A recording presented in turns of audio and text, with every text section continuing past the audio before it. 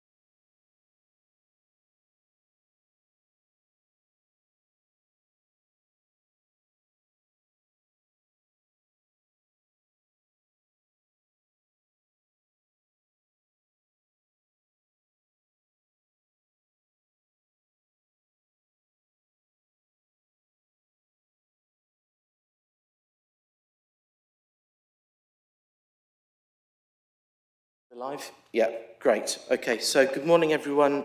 My name is Toby Williams and I'm a development manager for the Joint Planning Service. I'm the chair of this meeting and I'd like to welcome you all to Cambridge City Council's Development Control Forum taking place at 11 a.m. on Thursday the 11th of September. The forum is in respect of application 25/02161/full at Christ College Library, St Andrew Street, Cambridge, for the demolition of the 1970s library and its replacement with a new library and social and study spaces, including the reprovision of a bridge to the Bodley Library, includes alterations to kitchen, upper hall and adjacent areas, including plant access improvements and alterations to WC provision. In the southeastern range of the second court, re-landscaping of Bath Court and ancillary works, including the installation of a temporary kitchen and dining facility in second court for the duration of the works. The Development Control Forum has come about through the receipt of a petition in objection to the scheme from Christ Lane Action Group, the details of which are set out on the meeting agenda, and a petition in support of the proposal from a Gilbert Road resident, again the details of which are set out on the meeting agenda. We have received apologies from councillors Dryden and Todd Jones. Do any other councillors know of any other apologies? No. And are there any declarations of interest from any councillors attending the meeting? Councillor Pora. Thank you, Toby. Just to note that I'm a reserve on planning committee, so I'm here with my planning committee hat on. So the ward councillor issues for this have been dealt with by Councillor Bick and Councillor Martinelli, so I'm unfettered. And just to note as well, apologies that I have to leave about 10 to 12. Thank you. Okay, thanks, Councillor Pora. So the officers permanently at the table for this meeting are Senior Planning Officer Dominic Bush to my right, the Committee Manager James Goddard to my left, and the Meeting Producer Claire Tunnicliffe to my rear.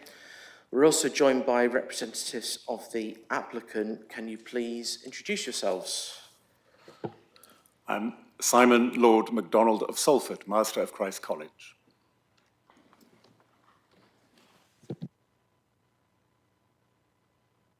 Do you want to share the microphone just for the moment and we'll sort out that technical issue? Shelley McNamara, Director, Grafton Architects.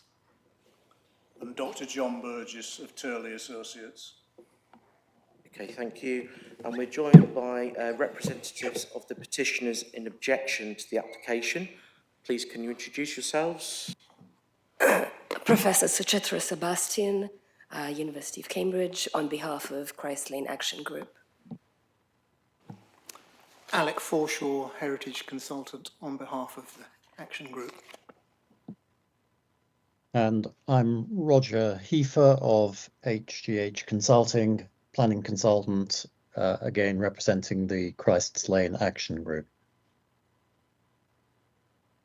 Great. And lastly, we're joined by representatives of the petitioners in support of the application. Can you please introduce yourselves? College, resident of Cambridge. Professor Chris Pickard, a fellow of Christ College and resident of Cambridge. Dr. Reid Katz, fellow in architecture at Christ College and resident of Cambridge. Great, thank you. If anyone does have any problems hearing the meeting, please alert me by raising your hand or typing in the chat function. It's really important when you're speaking into the microphone to get relatively close so we're all nice and clear. Right, I do have some housekeeping. So can I ask all participants to speak when invited through the chair, and if online, to keep yourselves muted unless invited to speak with your backgrounds blurred. If members would like to ask a question or get the attention of the chair, please raise your hand, physically or virtually. The chair will introduce you when you are able to speak. The chat function will be regularly checked by the chair and committee manager. Please note that the people who have followed the published meeting link will only be able to watch the meeting, will not be able to participate. and there's around a 20-second delay between the actual meeting and the meeting which the public can view live streamed. The meeting is automatically recorded and will be available for public viewing for 6 months from the date of the meeting. Remind all participants the aims of the forum are to allow early discussion of the planning issues and to explore the scope for agreement and compromise between all sides. So, the format of the forum, which is set out on the agenda, is as follows. It's firstly my introduction and interest, which we've done from councillors. We then go on to a presentation of the application by the applicant, principally to address the issues raised by the petitioners. There's up to 15 minutes for that. We then move on to a presentation of the views of the petitioners in objection to the application, again up to 15 minutes, and then a presentation of the views of the petitioners in support, again up to 15 minutes. We'll then turn to the planning officer for an update on the application and consultee responses. There's then an opportunity for the ward councillor, in this case Councillor Bick, to make any statements he wishes to make, and then we will move into a session where members are invited to ask questions or raise issues. We've got 30 minutes for that, followed by 5 minutes each for each of the three key parties for summing up with final comments from the chair. Is that clear? Any questions? Great, okay. On that basis then, I will turn to the applicants for you to give your presentation, please. Thank you, Chair. I have now been Master of Christ College for 3 years, and in my first year, 3 things happened of relevance to today's hearing. First of all, in my new job, I explored the whole of the Christ College site. Every nook and cranny. It is a very beautiful college, but with one signal exception. Running along Christ Lane for rather less than half the length of Christ Lane is a blank brick wall. So I asked, how could this be? We have good relations with the city. We are a college that is open every day of the year apart from the exam period. How could this happen? And the reason is that when it was built in the 1970s, Christ Lane didn't look as it does now. It was the service yard to Bradwell Court. So there was no particular aesthetic interest, but that has changed. Second, I did an audit of all the things outstanding on the college agenda. And the most important of these was replacing the student library, so the building with the blank brick wall. As I say, this went up in the 70s. It was done on the cheap. By the 2000s, it was having severe maintenance problems. So in the first decade of this century, the fellowship decided to replace it, commissioned an architect called Rick Mather to produce a design which was submitted and given planning approval in 2011. This planning approval was extended in 2016, but lapsed in 2021. The reason we didn't build was that we didn't have the money, but the urgency of replacing the library had grown. The third thing I did was to commission a space survey of the whole of the 9-acre Christ College site. And we asked the surveyors to look in particular, were we making the best use of our space? How were we doing on sustainability? And how could we improve access? Many of the Christ buildings are 500 years old. Wheelchair access is a big issue. The top recommendation from this survey was that the library was indeed our most urgent project.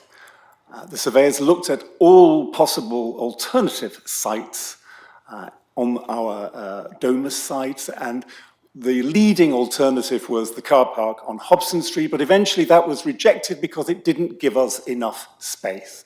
There's a beautiful stand of trees, and if that is to remain, there simply wasn't enough space. So we were confirmed in staying with the present site. With that decision, we launched an architecture competition which included all the usual technical rubric, but I added two personal things. One, that the new library should be a beautiful building. Christ wants to be a good corporate citizen. This is part of our interface between the college and the city. We want that interface to be beautiful. And the second thing is that the building should last. The present building has lasted basically 50 years. So I wanted a building to last at least 200 years and to get more beautiful as it aged. Grafton Architects won that competition, and I believe they've come up with a design that fully fulfills that brief. And the next speaker is Shelley McNamara, founding partner of Grafton. Thank you, Master. Sorry, I have a slight problem with my speaker. This engraving for us told a story. It told the story of the richness of Christ College, the expanse, and the roofscape with all its windows and chimneys, and the white spot on the right-hand side describes where the master has described as being the site for the new library.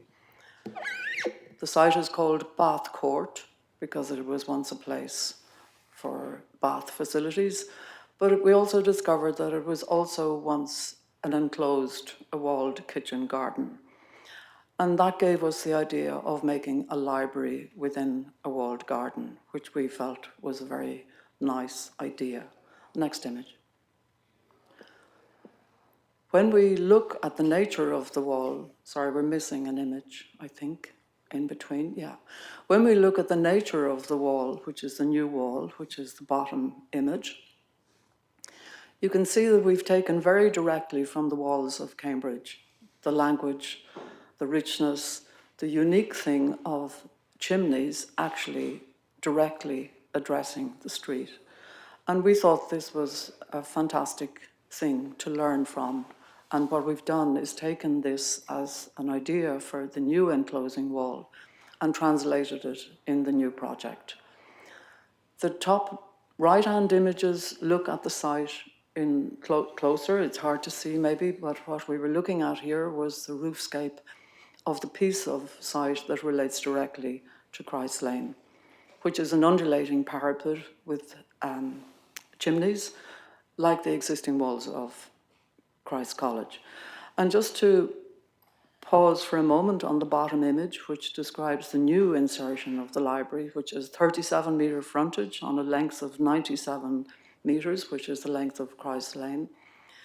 You see the upper hall on the right-hand side with a little garden replacing what was the mechanical machinery of the building, which has now been absorbed into a vertical plant room.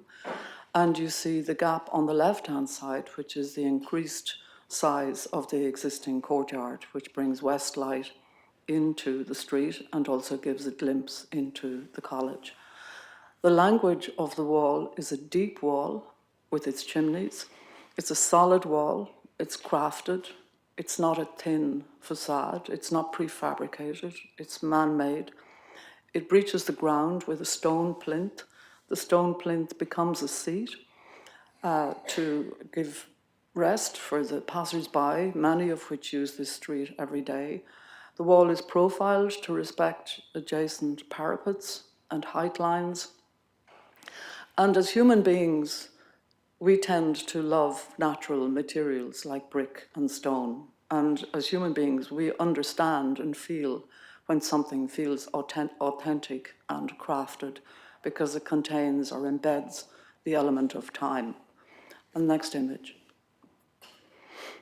And looking at the scale of Christ College as a resource for the citizens and the inhabitants, the campus is entered from Andrew Street directly.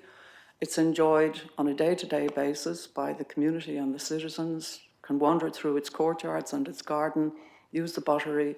And this is a very important thing as a resource embedded in the middle of the city.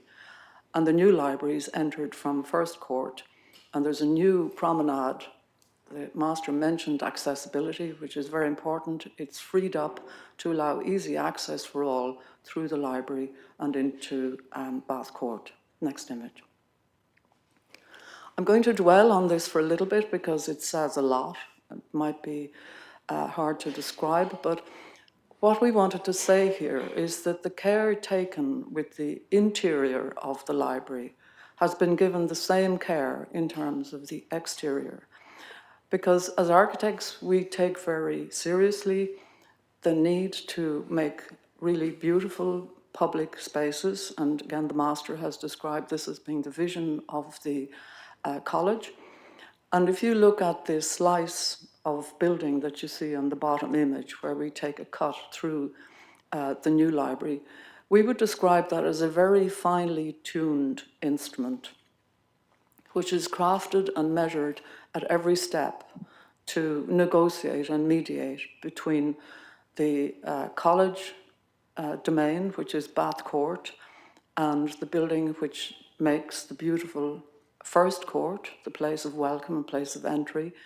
And the green wall that you see on the first floor of that building, just out of interest, is Darwin's room.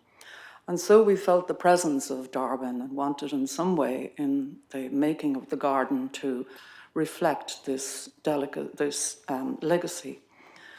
The bottom, still on the bottom image, we have a deep brick wall, as I say, solid, crafted. It has niches, study niches. It animates the street. And against that, we have a lightweight timber pavilion, which sits lightly on the ground. There's no new basement.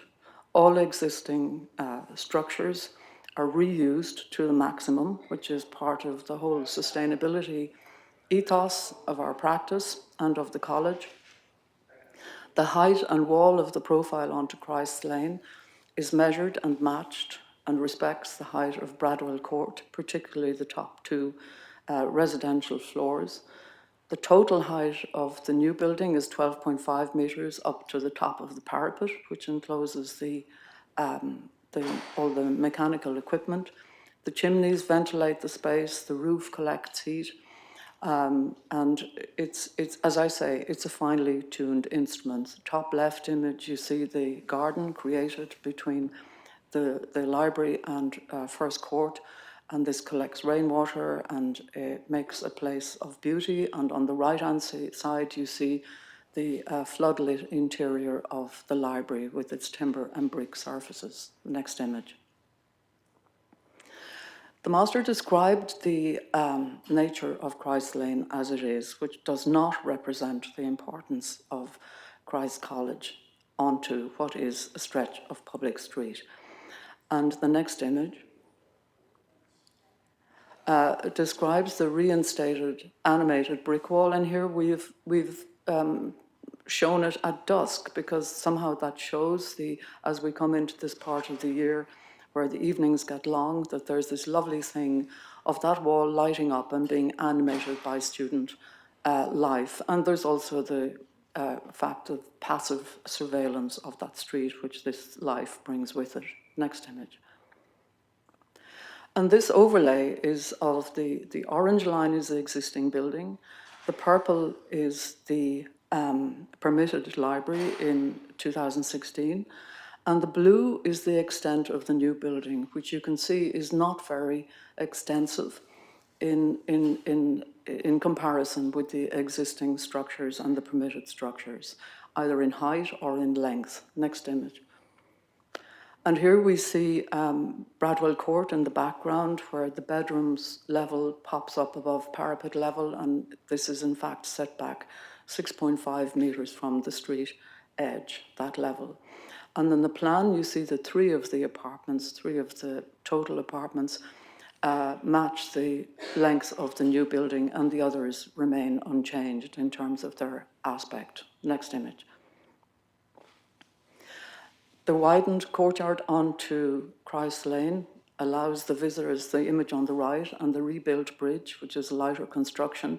It gives a glimpse into the garden as passers-by enjoy this glimpse when the gate is open, which will be replaced with a semi-transparent gate.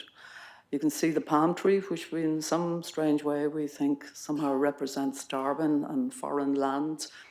And it brings more west light into Christ Lane and gives a bigger sky patch. Next image. Looking at the wall in detail, because we've been working on this project at the micro as well as the macro level. And the depth of the wall ranges from about 800 millimeters to 1.5, and it's further occupied by these niches. You can see the brick, which is surrounded by stone sills and reveals. The copings are made in stone. The wall steps back 400 millimeters and further 400, so the parapet at the very top recedes from the street edge. The slots in the chimneys are for air to make efficient ventilators and to minimize the height of the chimneys, and the materials are chosen to match all the existing materials so that it will feel as a rich collage of new and old. And the building hits the ground with a lovely stone plinth which becomes a seat. So for us, it's very important to make a beautiful wall which will be enjoyed by passers-by. It's quiet, but it's efficient, it's sunny when there is sun, and it's a place to stop and a place to enjoy. Next image. So I hand over now. Thank you. You have about a minute, John. Sorry, yeah. I'm going to very quickly then focus on the process which was followed in the development of this scheme. This is 12 months of iterative dialogue with officers through the Planning Performance Agreement, and it's included Historic England and Design Review Panel. We've listened to officers' comments seriously, and we've sought to modify the proposals throughout. Consequently, as we sit here, we've no objections from statutory consultees, aside from Anglian Water's blanket objection. Just looking at the issues which have been raised by third parties, height, we do not feel we're of disproportionate height to the surroundings. Design Review Panel and the Urban Design Officer agree. As we know, Bradwell's Court development, which sits on the south side of Christ Lane, is actually taller. People have talked about Historic England's caution. They're very clear that they're not objecting to the scheme, and they see the improvements from the 2011-2016 scheme in terms of improved appearance to Christ Lane, the fact that we don't need a basement or any consequent archaeological impact, and there's no impact on surrounding listed buildings. So they're not objecting to the proposals. Similarly, we don't feel we contravene policy 60 of the local plan in terms of the tall buildings policy.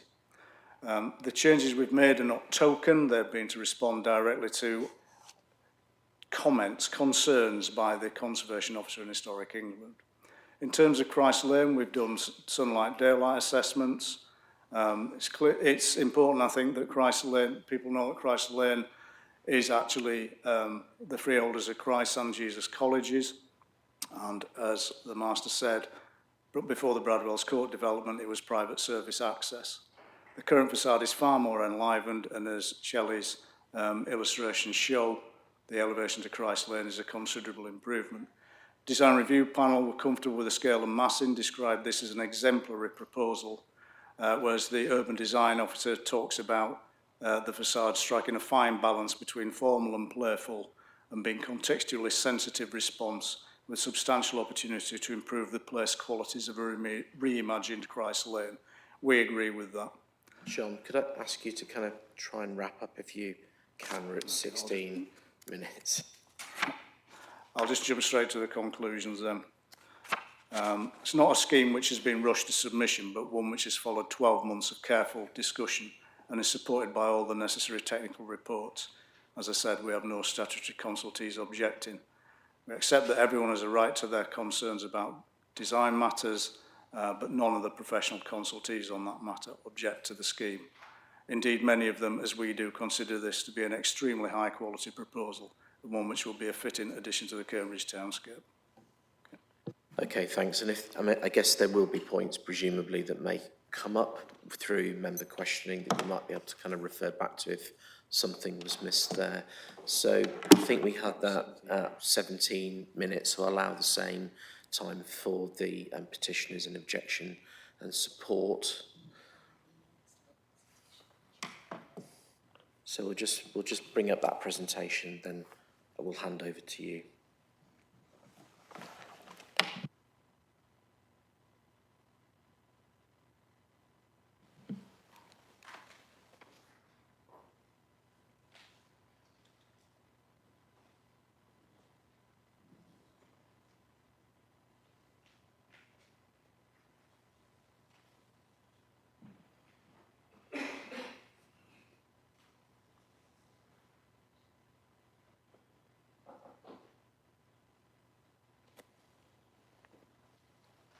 is loading. We're just waiting for Dom's computer.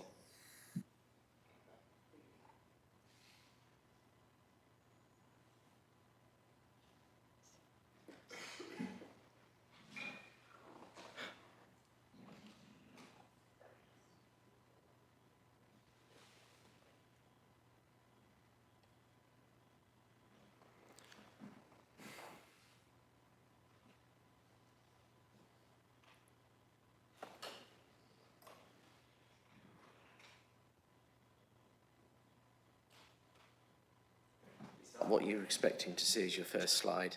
Put the first slide up. Okay, so Chitra, thank you. Okay, my name's Alec Forshaw, and I speak as Heritage Consultant for CLAG. I know Cambridge very well. The proposed development, even as amended, continues to be too large for its site and its context, causing a high degree of less than substantial harm to heritage assets. It is a very different scheme from that approved in 2016 in terms of massing and townscape impact. The Planning Authority has a statutory duty to preserve and enhance the character and appearance of its conservation areas.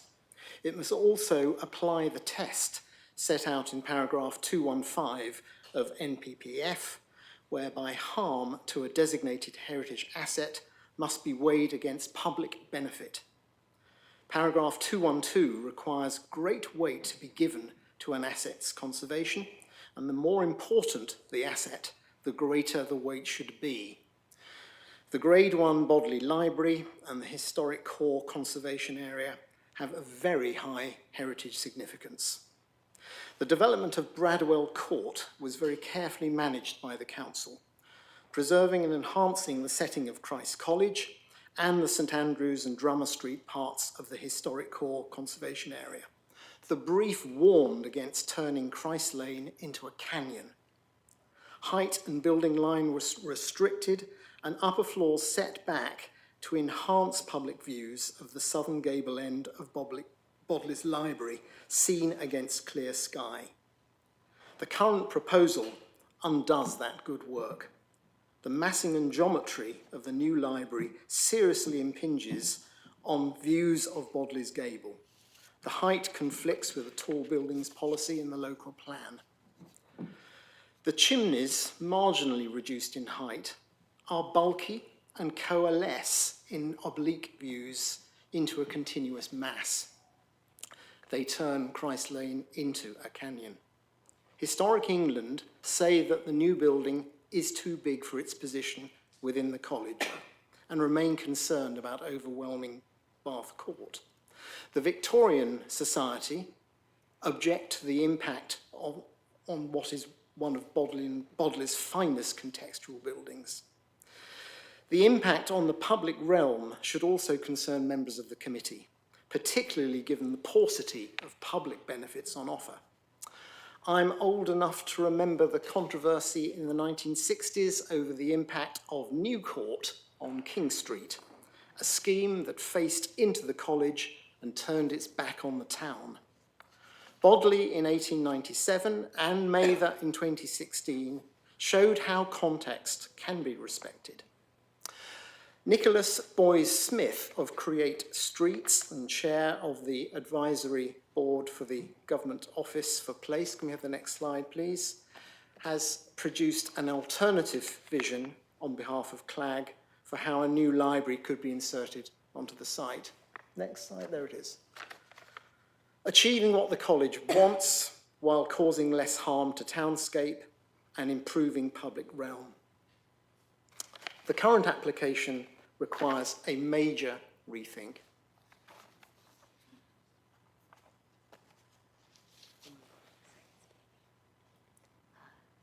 Okay.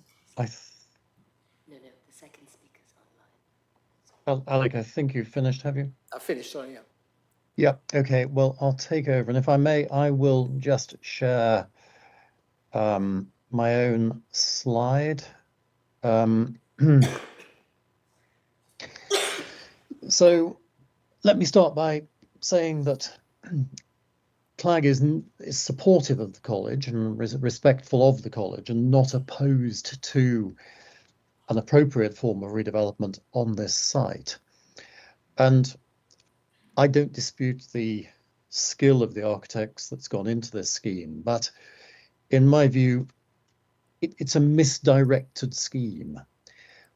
Planning is all about balancing private and public interests. This scheme, I'm sure, addresses the private interests of the college, but it's very much an inward-facing scheme, which, in my view, pays scant regard to the interests of the public, of the outside world. And I think that's illustrated by the slide that I've put up, which is one of the applicant's slides, albeit I have added the vertical red line. And what you see is a great deal of care and attention having gone into the internal arrangements. And then on the right-hand side, you see Christ's Lane, which is effectively sort of relegated to being a back street. It's dark, it's canyon-like.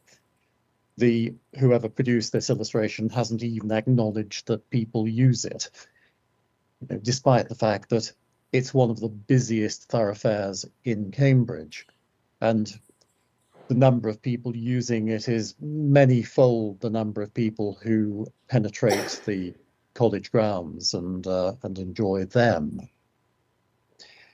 I acknowledge that Christ's Lane is capable of improvement. I mean, it's a very busy thoroughfare. It's used by many people for many purposes, but it certainly could be improved.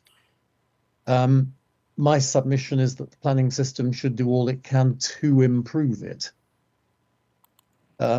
Whereas the scheme that's currently on the table would effectively do the opposite. It would take what's already a constrained urban space and turn it into an even less attractive canyon. This illustration, which again is one of the applicant's illustrations, just shows the sheer height and bulk of what is proposed. It's like looking at a fortress. If there had been a deliberate attempt by the college to turn its back to the outside world and sort of forget the teeming world outside, it really couldn't have done much better than what is shown in this image here.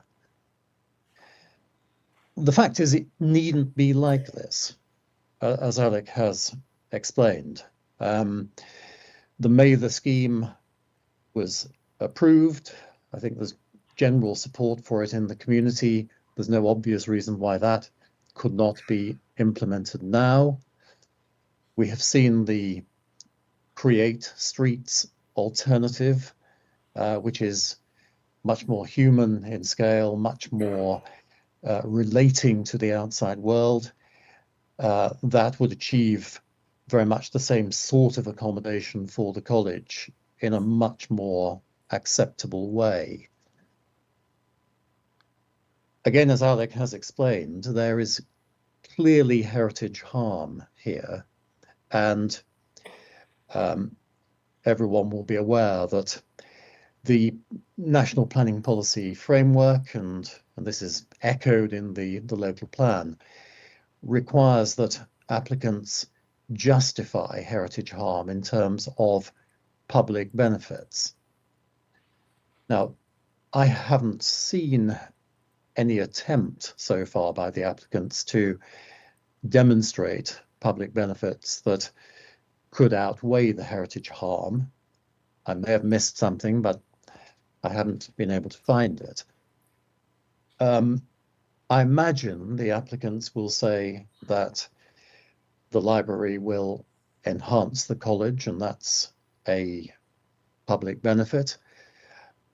My reaction to that would be, well, yes, the college is a very important institution, but it already has a very good library. This library will doubtless represent an improvement, but it's a marginal improvement in terms of public benefit. It can make only the slightest difference to the standing and the usability of the college facilities.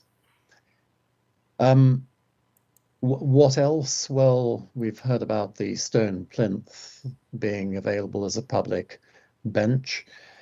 Fine, but that's frankly quite trivial. So I see nothing here that represents a compelling suite of public benefits, which is what the planning authority needs to see very clearly in order to justify something which very clearly causes heritage harm. And Historic England, of course, have themselves said they regard this as creating harm. So, in summary, I appreciate there's been a lot of discussion, but this has been discussion behind closed doors. The local community have not been party to this discussion. Despite all the skill and effort that's gone into it, it's misdirected. And in my submission, the planning authority should respectfully say to the college and their advisors, you really need to go away and try harder.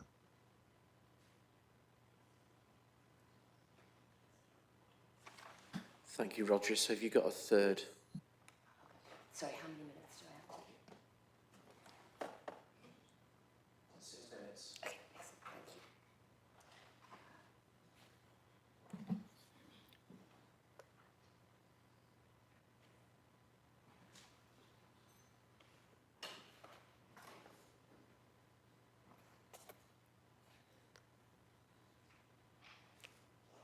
Yeah, the first slide, please. All right, excellent. So I'm going to start with showing, so I'm speaking on behalf of CLAG, the Christ Lane Action Group, and this is essentially a representation of the local public. And it's really important to note that Christ Lane is a central artery connecting several parts of Cambridge, several wards of Cambridge, the bus station, the retail core. This is not just about a small alleyway, and this is not just about a few residents on the side of Christ Lane who are concerned. Members of Christ Lane Action Group are from all over Cambridge. We're not just residents or academics, we're alumni of the college, we're business owners, we represent retired people who use the lane. Thank you very much, Michael and Anna, who are here. These are just some of the people who use the lane who have very kindly taken the trouble to make it to this submission. And so what I've shown here is Christ Lane in the context of the historic core appraisal. And what is surprising is this has not been submitted as part of the applicant's submission, which is really quite astonishing because Christ Lane and Drummer Street are considered significant as part of the historic core appraisal. It's just as though it's been erased. There's no mention of it in the submission. There's a mention of St. Andrew Street as part of the historic core. Christ Lane just doesn't make an appearance. And this is actually key to Cambridge's local plan, which clearly says that a focus on improving connections between the historic core and the Fitzroy Burley Street areas of the city centre is essential to the vision of Greater Cambridge planning going forward. This is literally what Christ Lane does. It links East Cambridge and West Cambridge. It carries over 10,000 pedestrians daily. It's a pedestrian-only public highway. The bus station it connects with is Drummer Street Bus Station. This is the busiest in all of East Anglia. So we're talking about one of the most important thoroughfares in Cambridge. It's not just a thoroughfare, it is where people are encouraged to dwell. It's a public amenity. And any day of the week, especially during the weekends, I would encourage members of the college to step outside their four walls and look to see how busy Christ Lane actually is. So can we go to the next slide, please?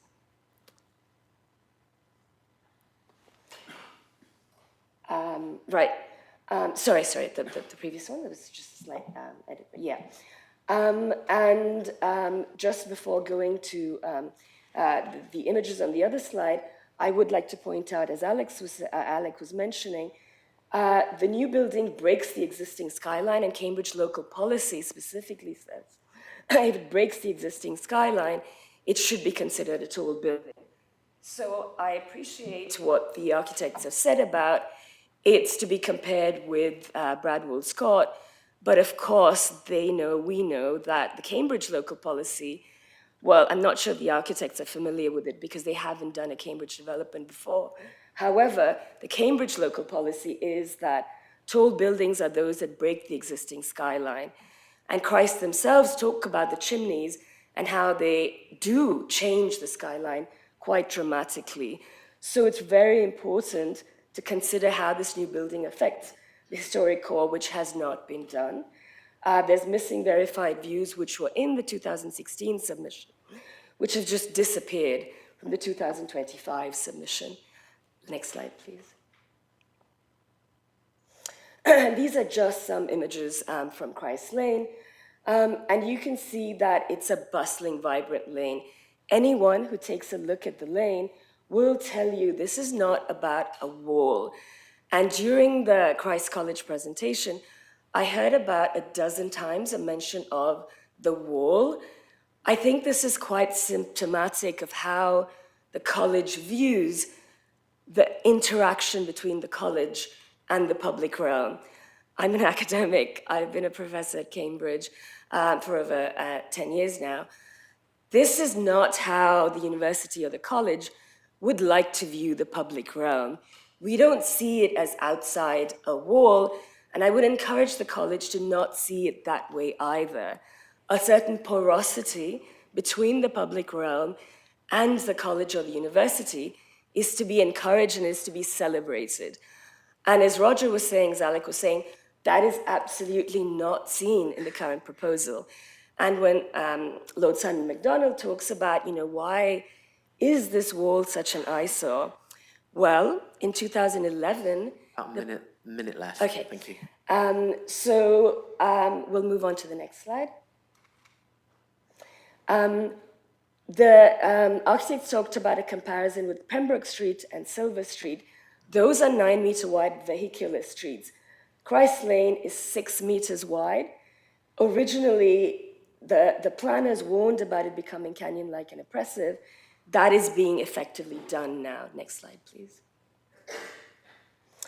The daylight sunlight shading study was only submitted after we pressed the planning officer to ask the applicants for it since they hadn't submitted it.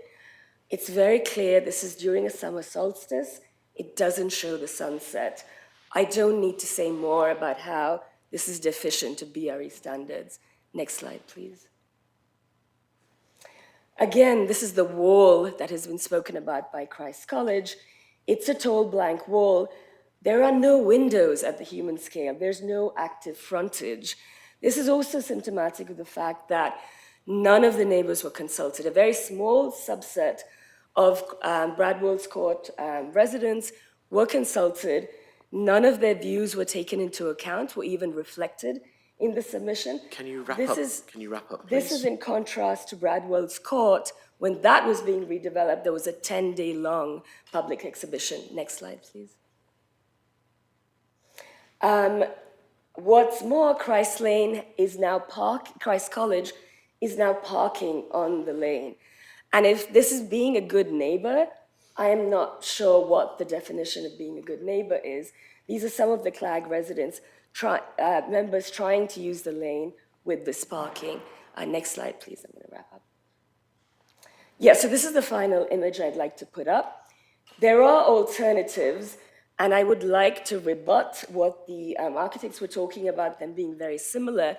You can see the massing is dramatically different. This is not just about the height, it's about the bulk, it's about the massing. When Bradwell's Court was redeveloped, and Toby Williams was the planning officer at the time, there were exemplary public benefits put into place. There was a building height cap, there was active frontage, mixed use, there was greening of the wall. Christ College has not implemented that green wall. We saw Darwin's Court with a beautiful green wall. What happened to Christ College? Christ Lane's green wall. There's overshadowing and overbearing effect. This will disproportionately affect the vulnerable, causing a hostile environment. I'm going to call time. Thank you. Thank you. Sure. Absolutely. That slide is necessary. Thank you. Right, so we now turn to the petitioners in support. Thank you. Good morning. For the chance to speak in favour of the application. As I said at the start, my name is Professor Tom Money. I'm a current senior tutor at Christ College, but I was a student there at the turn of the millennium. I've lived in Cambridge for nearly 20 years.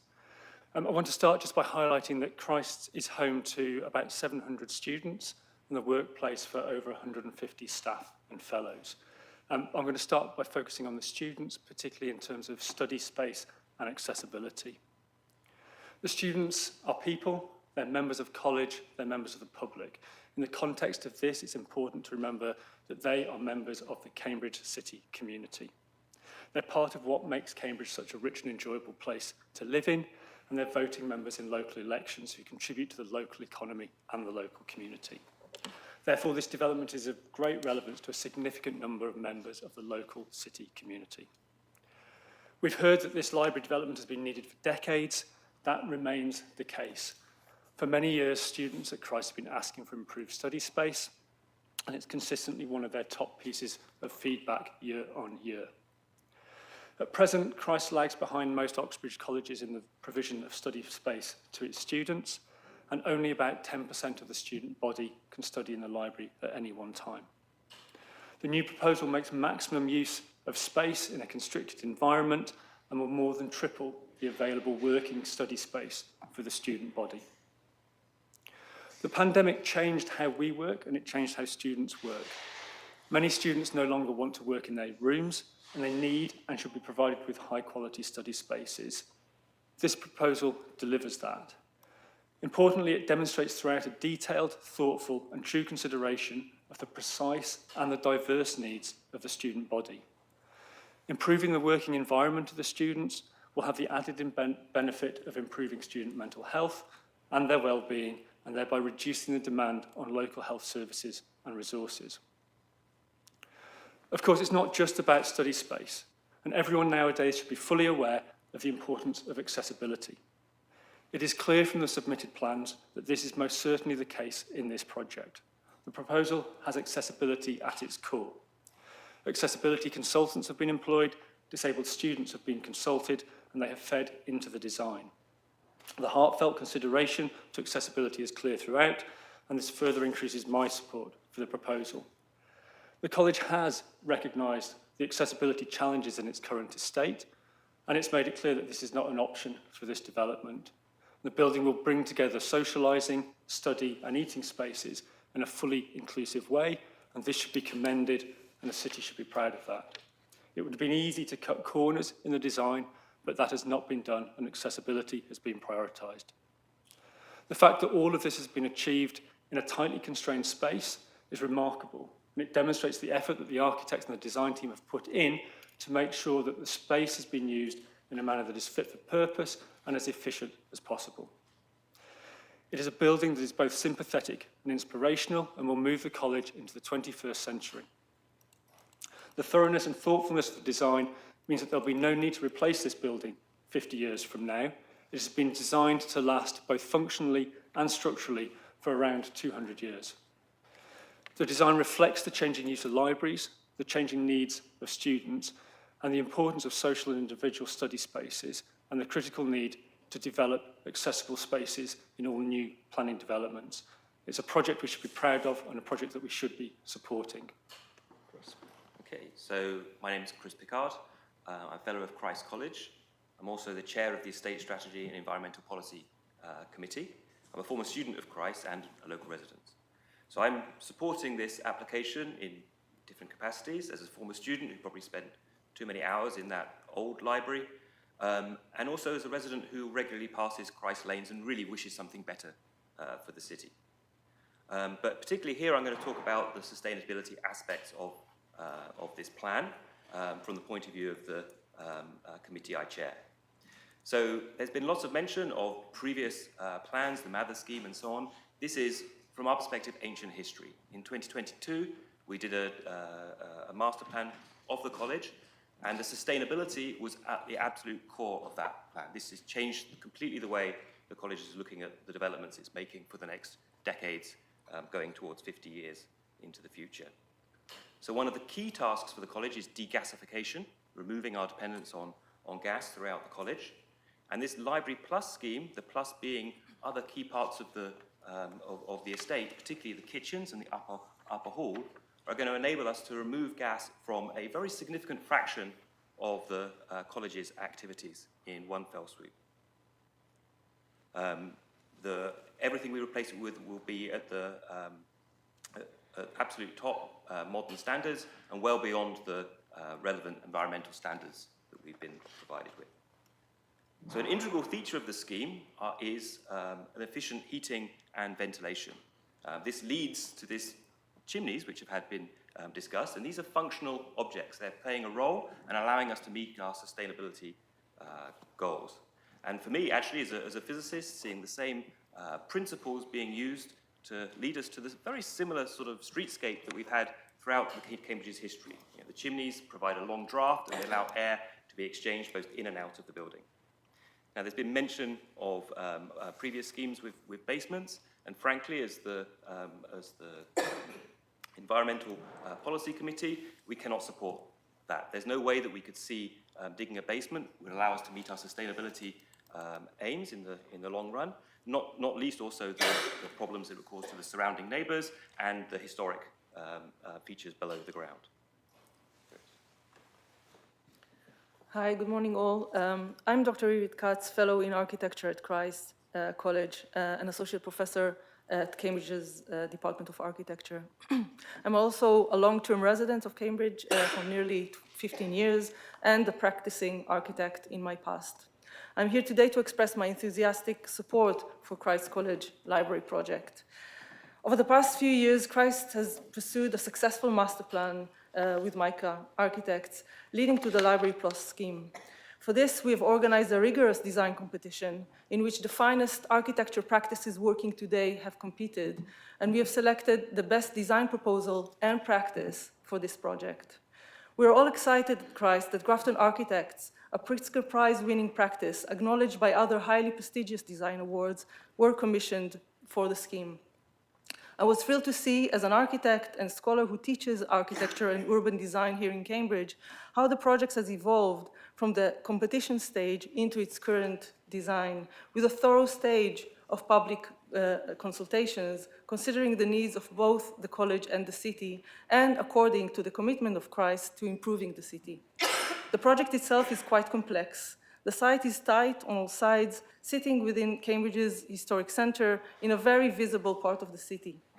The brief had to set the many requirements for such a new and sustainable building, which also had to link to the historic Bodley Library. The design does not only succeed in responding to these challenges, but also in creating an exciting addition to the college and the city. It is not a flashy or extravagant design, but one which proposes a beautiful, thoughtful, and harmonious interpretation to what it means to create such a library in Cambridge in our time. This includes being sensitive to the past, emphasizing the beauty of the surrounding historic buildings, and speaking the city's urban language, which evolved for centuries. But it also means to carefully consider the future in terms of sustainability, materiality, and form that will remain relevant and attractive for generations to come. The library itself will create an inviting space for students with a journey through a set of rooms. The first, Bath Court, which is green and open to the sky. The second, the social hall, which creates a protected student hub.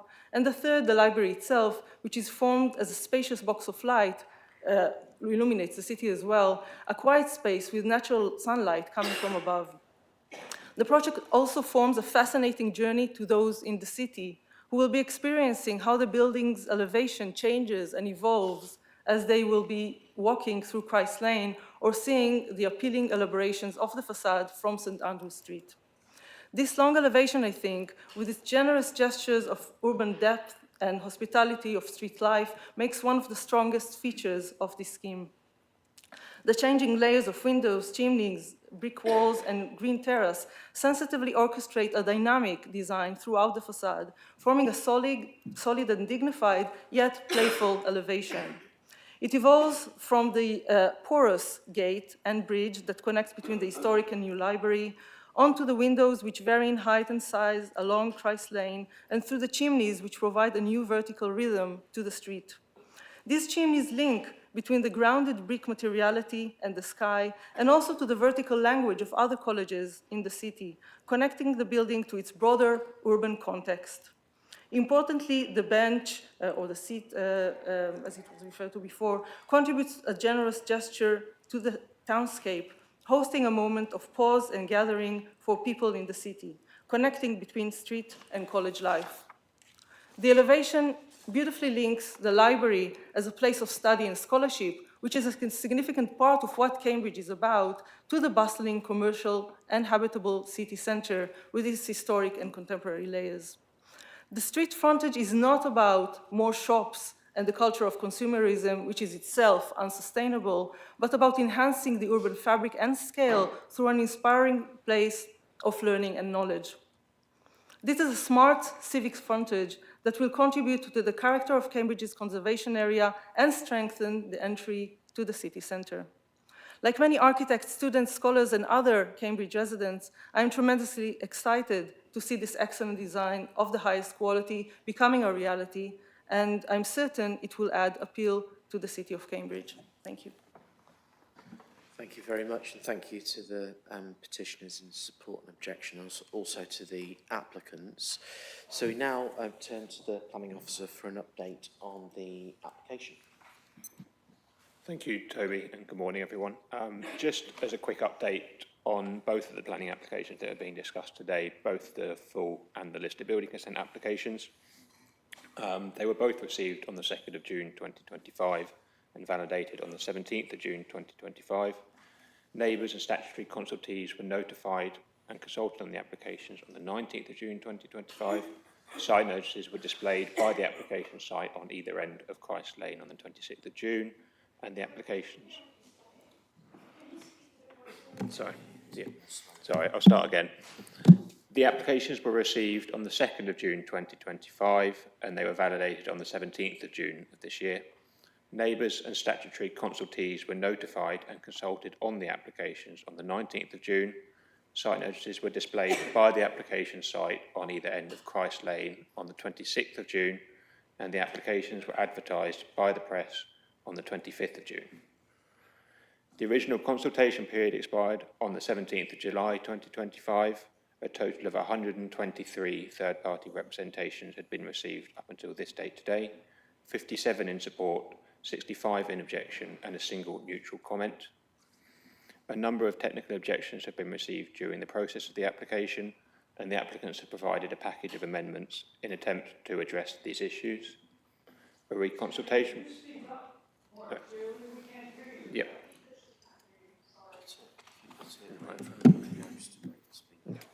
A number of technical objections have been received during the process of the application, and the applicants have provided a package of amendments in an attempt to address these issues. So a reconsultation has then since commenced and will expire on the 25th of September 2025. An extension of time has been requested for both applications to allow for the expiry of this consultation period.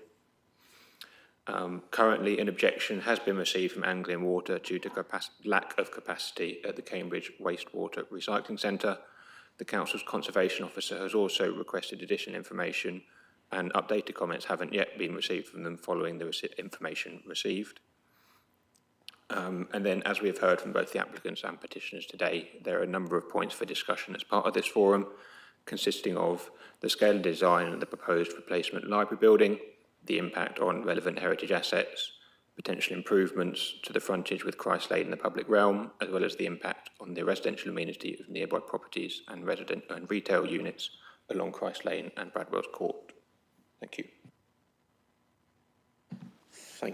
Thank you, Don. So we now have some time available for ward councillors. Councillor Bick, you're here. I think you have up to 15 minutes. I think you've indicated you won't need that, but over to you, Councillor Bick. Thank you very much, Toby. I'm speaking as ward councillor for the area that the development is proposed. And I think it's worth making the point that that is ward councillor both for residents of the city centre in a wider way, but also councillor for the people who live in Christ College and use the facilities there. And so everyone here, in a certain sense, is part of my domain as a ward councillor. I want first of all to say something about the needs of the college. I have looked at the current college library. I cannot but agree that that this library is surprisingly inadequate for the sort of institution that Christ College is, and indeed probably any other higher education institution. And I completely understand that this needs replacing. I also appreciate the constraints of the site involved in trying to do that, and that after all is why we're sort of all talking about that this morning. It is an extremely difficult site to use to develop and achieve objectives, and it's the degree in which that can be satisfied, I guess, that's going to be the ultimate success criterion. I think that, so there are two things that need to be addressed by this development. One is clearly the advanced case for replacing the college library, but secondly, I think it is also the addressing of unfinished business in Christ's Lane, which was created as a result of the redevelopment of Bradwell's Court, and has been a reasonably successful innovation or restoration, I think is perhaps more appropriate, in the city. But it has suffered from a very untidy, a very visually unsatisfactorily boundary on one side of it. It's got a reasonably lively retail frontage on one side, and it's got a very untidy image on the other side of it. And this is important, I think, because of the points that have been made about the extent of this as a thoroughfare for pedestrians. It is a really important part of connecting two parts of the city centre, and as has been said, very close to the bus station and used by public transport passengers extensively. And I count myself amongst those people who do use this daily. So there have been suggestions that in the original recreation of Christ Lane, that there would be greater attempts to mitigate the sort of visual unattractiveness of the wall along one of its sides, such as a green wall, which apparently has not, well, it definitely never arrived.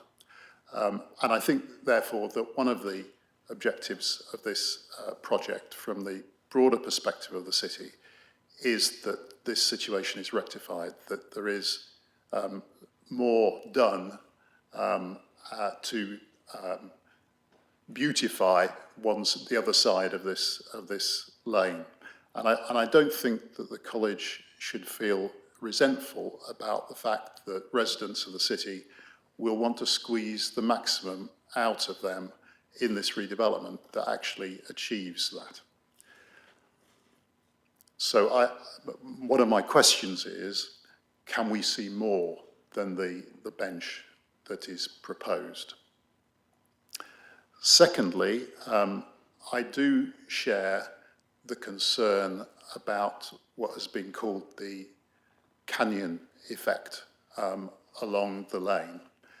It's impossible to look at the diagrams and not conclude that what is already quite a narrow passage with a very high building on one side of it is going to end up with an almost equally high building on the other side of it. And that, I think, is going to condition the way that Christ Lane is experienced. So I think the questions that have been asked here are, can the college tell us why an alternative to that has not been properly discussed and brought forward? We learned that previous approved plans have employed a basement. I'm not an architect, I'm representing the public, but if we are trying to avoid that canyon effect, clearly a basement creates space and may help avoid the height. And in saying that, I am, I think, kind of pressing on those points that have been made by Heritage England to encourage a look at a less high and less massed construction. The third point I want to raise is about the construction process. Now, normally this is quite a subsidiary aspect to a planning application, in my experience, to the degree that it's something that generally gets defined and agreed afterwards. I think that this ought to be an exception to that, and I want to request that a construction plan is considered at the same time as the planning application when it's eventually finalised. And the reason I'm doing that is that the extent of the use of the thoroughfare of Christ Lane, and it is clearly going to be impacted over a considerable period of time, on the face of it, to considerable inconvenience to people who use it and also to the traders who are trying to make a business on one side of it.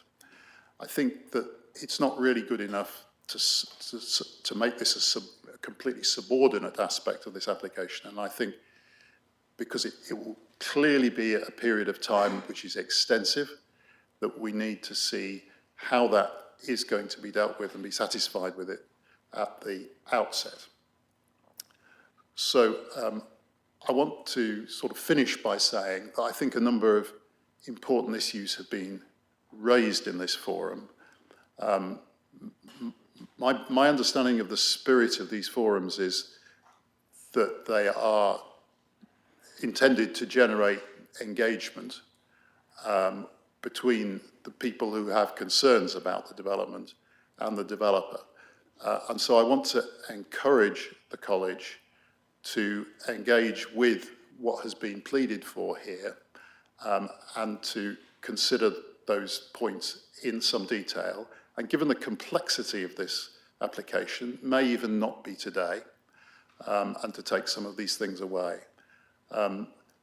Because I think that it is something that is of more than the domestic concern of the college. It is of wider interest to the city, and the points that have been raised after some investment of effort by those doing so, and I think are worthy of some further consideration. Thank you. Thank you, Councillor Bicken. There were some questions in there, so I will turn to the applicants to try and address some of those questions within the next section of the meeting. So we're now moving on to member questions and the issues arising section. Members of the Planning Committee are reminded to express no fixed opinion upon any aspect of today's presentation content, the developer's proposals, or to any responses coming out of this Development Control Forum meeting, which might give rise to a view that you have a closed mind to the proposals or application. Open questions are encouraged. So we have a 30-minute section now, and the committee manager will inform me when we're coming to the end of that. I see we've got 4 planning committee members. We've got Councillor Thornborough in the room, and then we have, I think, Councillors Smart, Illingworth and Flaubert on line. Councillor Pora has given her apologies. She has had to leave. So I think, firstly, if we could just turn to Councillor Bick's questions around the public realm. Can we see more? There's a question there about alternative proposals being brought forward, particularly around the basement elements, and then some queries around the scheme's height and massing. And then lastly, I don't know if you have anyone suitable to answer this question around the construction process and whether the college has put some thought to how the library, if it were to gain planning permission, might be constructed given the constraints of the site. Thank you. Thank you, Chair. I'll take the basement question. Shelley will deal with the public realm, and Dr. Burgess will deal with the construction process. As has been said many times, a basement was an integral part of the Rick Mather design, which was first submitted in 2011. Since then, the focus on sustainability has changed fundamentally. Digging a basement and filling it with concrete is massively carbon intensive. Given that the country, the city, the college wants to become greener very early in the process, indeed, main reason why we set the Mather design to one side was it wasn't in any way green. So this design has sustainability at its heart. So is taller, for sure, but I repeat, is no taller than the building opposite. Just in relation to the description of Christ Lane being turned into a canyon, could I say that Bradwell Court is to the south? So that's the building that casts shadow on Christ Lane, not the new library. Maybe at sunset it would affect the view of the sun going down, but that's not the usual way to measure light and invasion on a street. And the other thing I think it's really important for us is Cambridge is a city of walls. There are many beautiful walls. So one, in objecting to a wall, is objecting in many ways to the legacy of Cambridge. And we love walking through the city of Cambridge with its walls. And this is another university campus with a wall. And the important thing is that the wall faces in 2 directions. It does address the street. It does not make a porous ground floor. It does make a beautiful brick wall. It does make a bench, which is not nothing. I mean, the Medici's is the history of civic space in Italy, is making solid walls which have benches and places for people to stop. So the importance of making a beautiful wall is an inherent part of civic space and of the cultural and educational legacy of Cambridge. And I do think the thing of canyon should be reflected in terms of light, because this building does not cast shadow. It's to the north of Bradwell Court. It has light from the south when it's not shaded by Bradwell Court. It has light from the east and west, and then it drops. It comes through the courtyard and through the upper terrace. So it does not change the quality of light of Christ Lane in any material way. I think the other thing is the importance of height. Height is used as a kind of easy way of rejecting a project in many cities. I'm not relating this to Christ's. For us, what's important is the modulation and the richness of surface, even if it's minor transformations, let's say, or recesses. If, again, you walk around the streets of Cambridge, you see very small setbacks and horizontal lines which create interest and richness in surface. And we believe that a wall, a beautiful wall, is as important as a porous commercial unit, let's say, and more important in many ways because it describes the nature of university in the public realm, which is a place of focus and a place of research and a place of quiet. Thank you. If I may, I'll just jump backwards for the another aspect about the basement, which is about the archaeological impacts of digging that, and also about the potential impact on the surrounding listed buildings, which obviously weren't insurmountable, but would have caused quite a significant impact on how that construction would have been made. So that's another reason why the basement, I think, is was quite tricky. To go now to my main point, really, which is hopefully to answer Councillor Bick's comment. When we had the presentation to members a few months ago, Mr. Williams asked at that, when he was chairing that, if we could provide a draft conservation management plan with the submission of the application, which we have done. So that has details in there about how we feel that Christ Lane can be controlled and pedestrians managed during the construction process, and that's in quite a lot of detail. It has to be a draft, I'm afraid, because at this stage we are in the construction process and having people there to build the project, whoever's appointed, do slightly vary in terms of the type of vehicles they have and things like that. So the proper thing to do generally is to have then a condition which asks for a finalised version, which goes with the application itself. So we tried to give some reassurances about how it will be managed.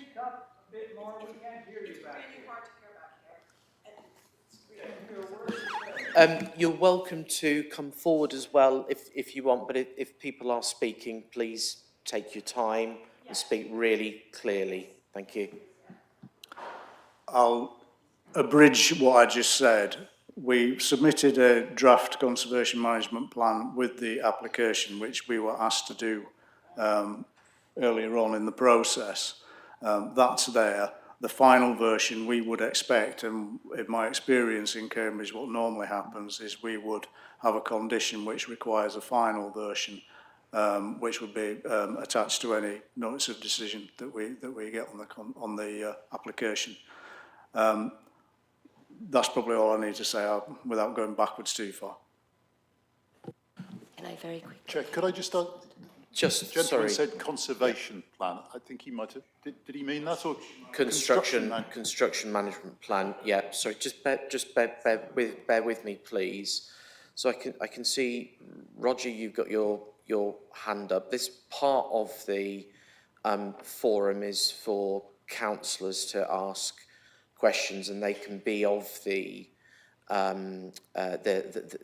applicants or either set of the petitioners, and there is an opportunity for summing up at the end. So I'm not sure if it was a question you were asking that really is for members, or if it's just a point of procedure here, Roger. I just wanted to respond to the very important point that's been made about sustainability. Can I be permitted to do that very briefly? Yeah, happy for that. Thank you. Thank you. And my point is that it's been made very clear that the absence of a basement is a consequence of the desire to achieve sustainability. However, sustainability is about very much more than not digging holes and pouring unnecessary concrete. In planning, sustainability is defined in the NPPF at paragraph 8 as having 3 dimensions: economic, social, and environmental. Of particular relevance here is that the social objective includes supporting strong, vibrant, and healthy communities, and that includes accessibility and open space. The environmental objective includes protecting our built and historic environment.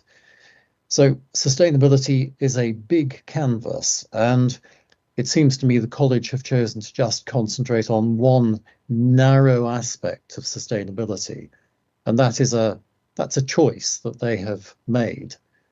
But the planning system, of course, must look at the bigger picture. Okay, thank you, Roger. And Suchitra, that was what you were trying to raise. Thank you. Okay, so Planning Committee members, Councillor Thornborough. Well, first I want to thank, it was very interesting to have these petitions brought to the committee, or to have us have an opportunity to hear the concerns, positive and negative comments, and also thank you for everybody who's come along to see this in person. This is, I think, for me, part of the planning process, and the democracy involved in that is really important. So listening to everyone is very important. So thank you all. So I think a lot of this petition, the petitions, worries, it seems to come down to almost two aspects. One is the heritage harm versus public benefit. And then also, it seems to me, the concerns raised about the very active nature of the lane and how it's an integral part of the, people's daily life coming and going in Cambridge. And I know that lane very well. It's on my way from home into town.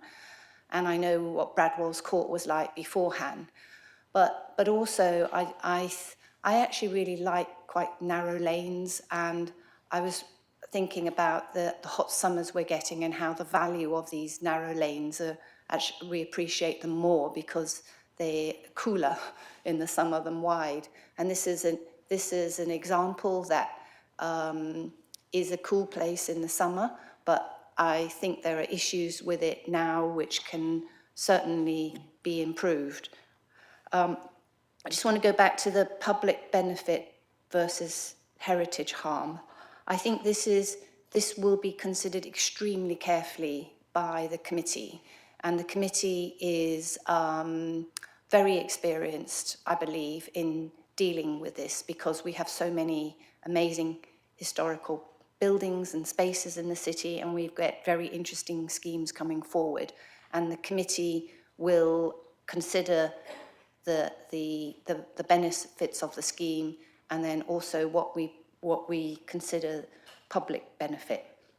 And sometimes the committee the public benefit is taken extremely importantly, and this is one reason why the committee actually decided to go against officers' recommendation for the solar panels on the roof of King's College Chapel. And I think because they felt that even though it was quite a distance intervention, that the public benefit was very important. And I think that was the good decision. So I think we will be asking what the public benefit is. And it's not, so it will be, and the public benefit will be, there will be a lot of interest in the climate crisis and how this might be an example of how we are dealing with the existing buildings in the climate crisis. There's a lot of interest about how open the colleges are to general public. I think there's a feeling that many of them are not open to the public, and where we have interesting award-winning schemes, it would be great if they were more open to the public, so that if you're not involved in the college, that you can actually go in and see these award-winning buildings. And if there isn't, some colleges have no public access and award-winning buildings, so that if you're not part of the colleges or the university, you don't really see and can experience these buildings. So it'd be interesting. I've heard that there is public access to this college, and I'll be asking about the full extent of that, and how the public who are not associated with the college can actually learn from this application if it was to go ahead. I think also the aspects that there's been raised about the energy efficiency and degasification, I think we'll be interested in how that is being implemented in such a scheme of historic importance, and whether there are lessons from previous schemes that have fed into this one, and whether there would be lessons going forward. It's interesting about change in students' work habits and mental health, how we can improve mental health within the buildings that we build and within the spaces that we provide.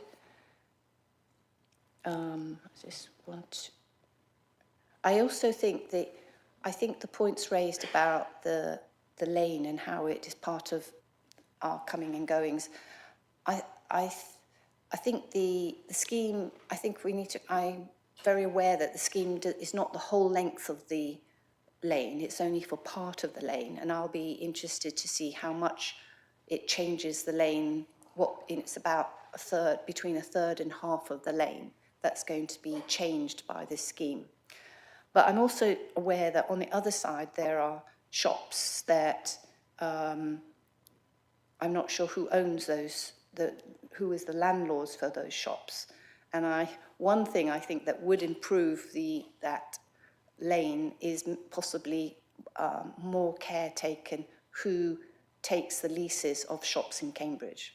This is not part of the scheme, but I just want to make the point that we have got, I think we should be supporting independent shops as much as possible in Cambridge, because it really it really enhances how people feel about the spaces and supports individuals. And we're seeing a lot of national franchises coming in, partly for whatever reasons, and I think the colleges should be aware that that could end up being detrimental to the whole thriving nature of the city, and every opportunity must be taken to support independence. And I think there are other changes that we might encourage in this lane regarding the retail shops that might have a really positive impact. So I'm afraid I haven't said any. I just wanted to say I've listened very carefully, and I think those are the things that I will be weighing up. So thank you all. Thank you, Councillor Thornborough. I mean, I think it might be worth asking the question of the college, certainly around public access, and what those existing arrangements are, and whether there's an intention to change public access arrangements if planning permission were to be granted for the library. Okay. Thank you. Christ College is open every day of the year, apart from exam time and Christmas week. So 7 days a week, every morning. We do not charge. Lots of colleges now, particularly on the backs, charge, and you can only get in as part of an organised group. Part of the public access is to the Buttery. So we have a coffee shop where members of the public can come and get a cup of coffee. Part of the scheme is to open the wall. There is an existing historic door which at the moment is blocked between the Buttery and Bath Court. That will be opened up, so people visiting the Buttery will see and get to appreciate this new development. Okay, thank you. I can see there are a number of councillors online. Councillor Smart. Yeah, thanks, Toby. Apologise for not being there in person. So thanks to the speakers. I think you've all really presented yourself very well, and good to hear the ward councillor as well, because committee are always interested to hear from ward councillors. I've got about 7 points to jog through, Toby, so there might be a couple of questions in there. So firstly, it was said that Jesus and Christ are freeholders of the lane. So I don't know how that plays into what might happen or not with the lane, and how anything that changes there to mitigate the perceived problems with the building might happen. I'm thinking in terms of any planting or, you know, sort of structures to develop planting on or anything like that, that could change the feeling of that route down the lane. It was said that the previous library was built on the cheap, so I presume that this one is not. And I'm saying that not in a facetious way, but just to say that, you know, if there's any spend that needs to happen on that lane to, as I said, mitigate the effects of the new proposed building, that might be an extra cost. And I'm not quite sure whether that's a reasonable planning requirement or not. And what I'm referring to there is to sort of mitigate these social sustainability factors in this scheme, as pointed out by Roger earlier quite correctly, in terms of the 3 parts of sustainability technically used in planning. It's been said that the lane is dark. Well, its orientation is southwest northeast, so it's actually quite bright, I think, isn't it, in afternoon sun? But I don't know if anybody wants to say anything about that. Obviously, it changes through the day.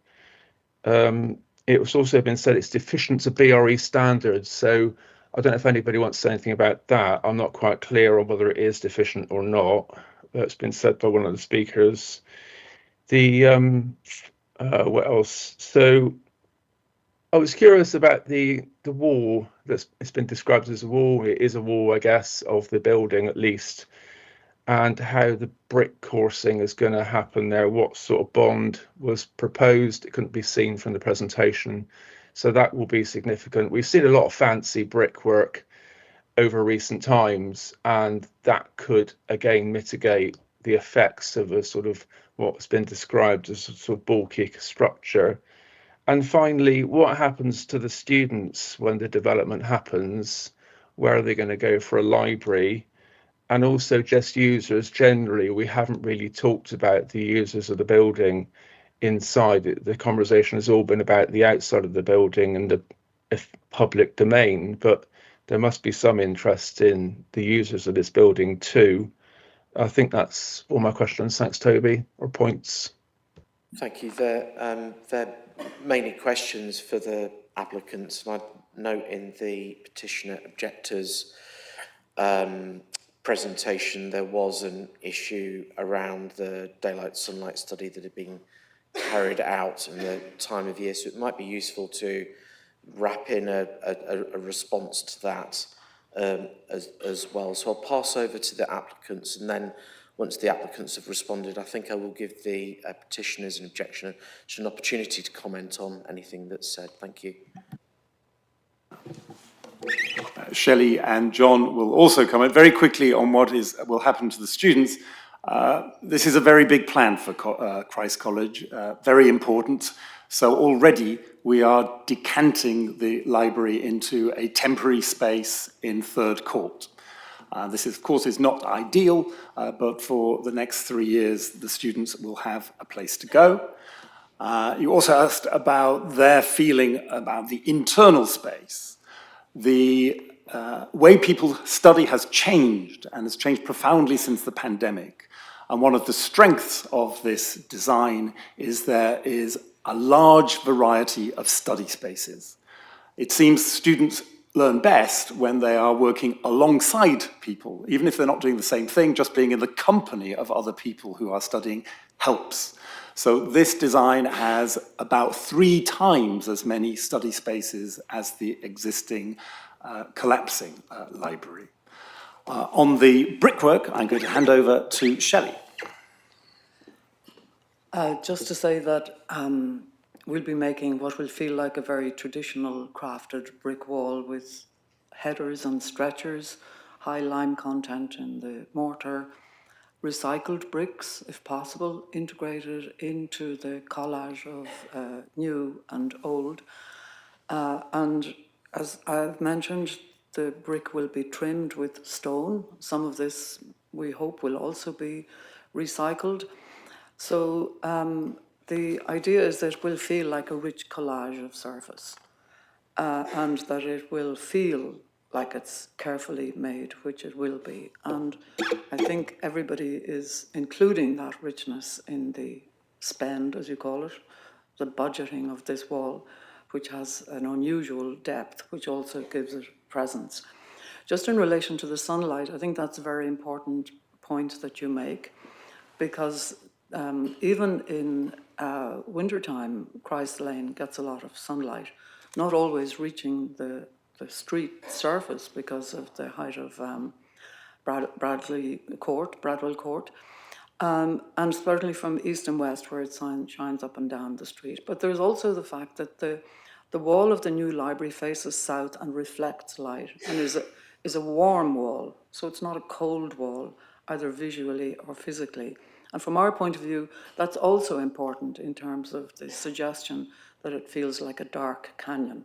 We don't think it will feel like, it's not just think, we've looked at this in terms of the shading, the amount of shading and the quantity of light. And I think the suggestion that the college or that we have not taken care in the making of a public realm of very high quality, I would have to refute, because we designed that wall to make the public space. It works from the outside in and the inside out. It's a two-way story, let's say. Thank you. Just very quickly, I've been helpfully handed a note about the position in terms of freeholders. So Christ and Jesus College are the freeholders, and that's of the whole development. So that's of Bradwell's Court and the lane. But that's under a long lease to a leaseholder who is then responsible for lettings and concerned with the units and things like that within the commercial units. It's also worth noting that half of the lane is public highway, despite the fact that obviously the freeholders are the colleges. My understanding is that when things like the pop-ups and things like that are requested, then I think the college is consulted and has to give its permission. I think I'm right in saying. Yeah. That just covers that off. That's helpful just in terms of what the actual kind of legal position is. The issue on sunlight daylight, and obviously we talked a little bit about the impact of that on Christ Lane. We did produce a sunlight daylight assessment which went in has been acknowledged in response to some of the concerns which were being raised. And that has shown that there's no detrimental impact on residential amenity. The issue then has been raised, I've seen in some of the consultations about the commercial units and also about the lane itself. Having had email correspondence with the Rights of Light consultants, they tell me that the BRE standards don't generally apply to highways or streets or public spaces, and nor do they generally apply to commercial units. And I think it's worth noting on the commercial units that certainly at the St Andrews Street end, which is where the majority of the new library would face, is a single unit, which is a dual aspect unit, which faces onto St Andrews Street and then runs back quite some distance along the length of the lane.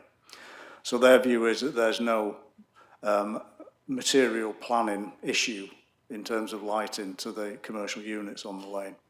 I think the impact on the lane itself has been covered really. As Shelley said, we feel that actually it will be beneficial in terms of what's going on, in terms of where the wall works. But again, there's no BRE standard which generally applies to public spaces. And frankly, if that was the case in central Cambridge, we'd be in serious issues in streets like Rose Crescent, frankly. Yeah, and just before I turn to the objectors, John, because I think one of the points is that the shadow study that has been carried out for Christ Lane was only for the summer solstice. But is there further information either on file or that could be provided to understand how that shadow might manifest itself over the course of the year? Usually the programmes that are used to undertake that kind of analysis give you the option to kind of provide those results in the round, so to speak. Sorry, yeah. My understanding it wasn't just the summer solstice, but I will check that and we will respond on that point following this. And could I repeat a key point made by Shelley, that Bradwell's Court is the building on the south. So the building that exists already is the building that casts the shadow over Christ Lane. The new building won't change the light materially. Okay, thank you. So I'll just briefly turn to the petitioner's an objection, and then I will come back to Councillor Smart to ask him whether his questions have been satisfied. Thank you. Okay. Thank you. So I'll just take those in turn, because I think this point about canyon-like and being the same height as Bradwell's Court redevelopment has been repeated a few times. The planning officers, Toby was planning officer at the time in the planning committee, restricted the height of the parapet of Bradwell's Court to 11 meters, then raised to 11.4 meters. So it is not the very deeply set back residential units that one looks at, but the parapet. And that enclosure is 11.4 divided by 6, so that's 1.7:1. The new building that is being proposed is 15 meters, which has been amended slightly by 90 centimeters, so it's 2.4:1. So the enclosure is dramatically higher for this building compared to the parapet height. That is what we're referring to when we say canyon-like and oppressive. We're using the words of the planning committee at the time of Bradwell's Court to reflect the enclosure effect, which is around 1.7:1 for Pembroke Street, for Silver Street, for the very streets that have been invoked by the applicants. It is vastly higher for the new building at around 2.4:1. That is what we're talking about. I would also come in with respect to sustainability, saying that the chimneys and saying the basement is necessarily better. I'm also a professor of physics, as is Chris. The height of the chimneys above ground is not always the factor to be considered. The same chimneys translated to the basement will have very similar sustainability properties in terms of passive ventilation. So I don't accept the technical argument. We're both science professors here. I don't accept the technical argument that these chimneys have to be so high above ground for passive ventilation. The chimney height, not the chimney height above ground, is the criteria for sustainability. So I will mention that, since this has been thrown around a lot. In terms of the retail being unaffected, that's whether or not it's BRE a requirement is as John Burgess knows, is a question of subjectivity, however, the cafes, one of the cafes at least, its vertical sky component is drastically reduced by over 50%. So it loses over 50% of sky and over 90% of the daylight component. So absolutely retail will be affected. And in response to Councillor Thornborough's points, some of them are independent. Social Mania is independent, Heavenly Desserts is independent. And if they lose that much daylight and sunlight, they will lose their livelihood. So that's something to be taken into account. In terms of the shading study, the submission has summer solstice, nothing in between, and then winter, and it doesn't show what happens at the end of the day, which is when there is a change in the shading, so that is missing. In terms of the active frontage, the well-accepted definition in terms of public benefit and public realm is we need to talk about human scale. There's nothing at the human scale. I accept it may be beautiful in many terms. I'm sure the materials are high quality. We're talking about public benefit.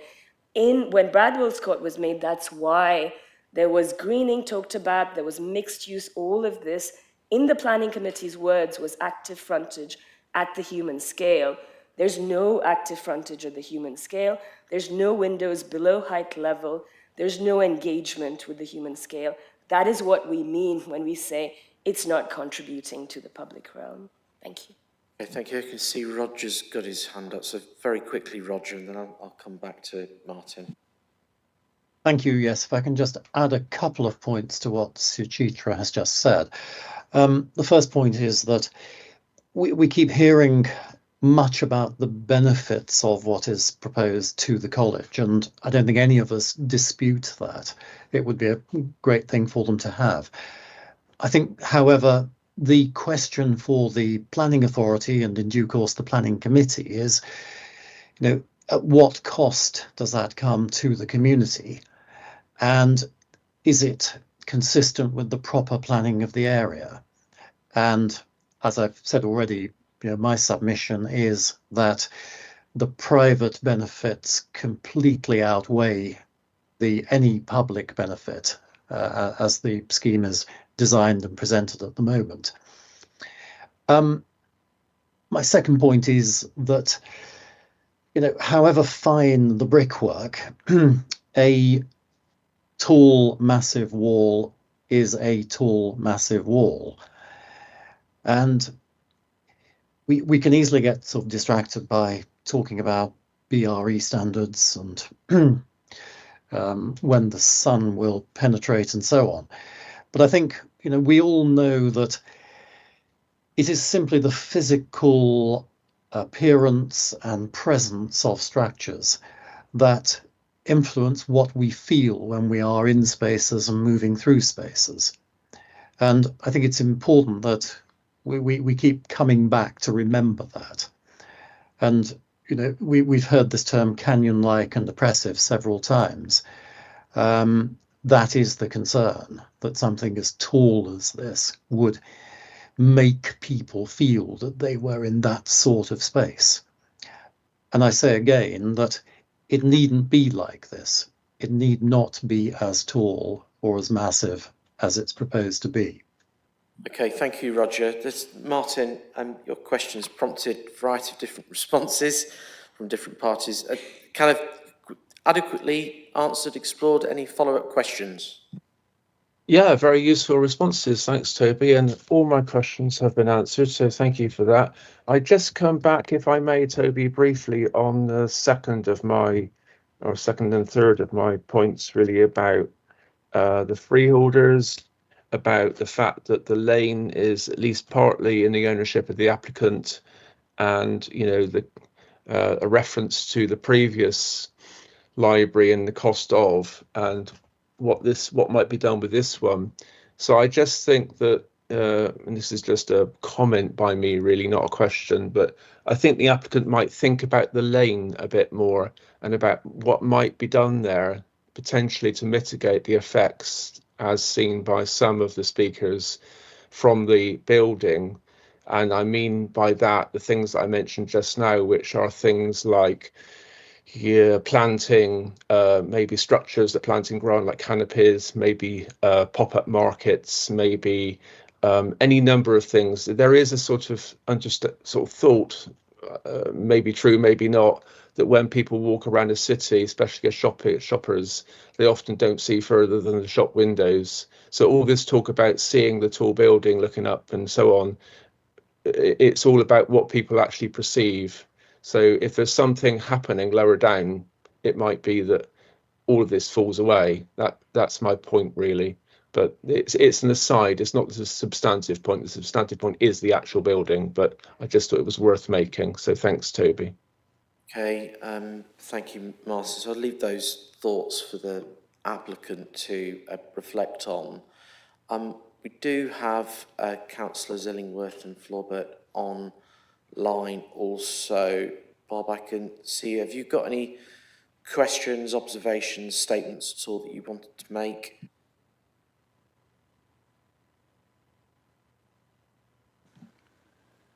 Yes, could I just come in just really on this canyonisation of Christ's Lane? I was particularly struck, certainly in the presentation, by the way the chimneys bulk, that aspect of it. I know the chimneys are there as a nod towards other architectural features of some of the colleges. I think mainly the ones are nodding are Victorian chimneys, and Victorian chimneys, of course, have a lot of design elements attached to them. The ones I saw in this presentation are sort of rather monoblock, and wondered if that aspect of the chimneys couldn't be looked at. They're also quite large for the job that they claim to be doing. Well, I'm no expert in ventilation, but they look perhaps larger than they actually need to be. I don't know. Okay, thank you, Councillor Illingworth. So probably question there for the applicants, are the chimneys functional? Do they need to be the size that they are if they are functional to perform that function? And have you looked at alternatives? Yeah, I think there are many interesting points coming up today, which we will certainly take on board in the detailed design, because we're not yet into the detailed design of the surfaces. And maybe, for instance, the thing of the monoblock and whether it can be further developed, the answer is yes, we will look at that. The question of efficiency, they're at the minimum in terms of efficiency to make the fresh air intake and extract work without mechanized systems, which we would really like to do. But this will be examined again in the detailed design. Not the height, because we're sure that it's the minimum height for it to work in the way that we want it to work. Could I just go back to the dimensions of parapets? Because there's some misunderstanding in some way, which might be to do with the fact that the ground floor of the new library is lower than Christ's Lane for a significant length. So the height that registers on the street side is lower than the height of the building. The average height of parapet that registers on the street side of the library, where we have the sloping surface, the average height is 12.5 metres, which would go a little bit higher as you move further east.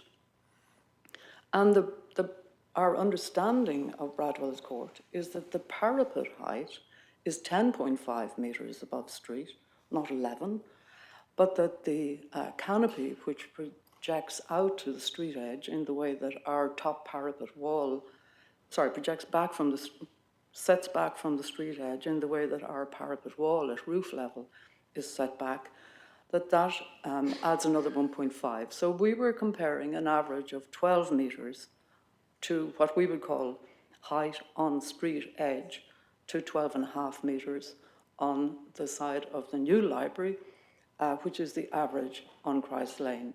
The chimneys are punctual. It's not one big solid mass. And the tops of the chimneys average at a total height of 14 metres. So we need to, I suppose, be very clear with each other as to the precision of dimensions, and we need to be precise in the interpretation of our drawings. In relation to human scale, we're very conscious of human scale. I mean, we start with human scale, but there's also a case to be made for grandeur and presence.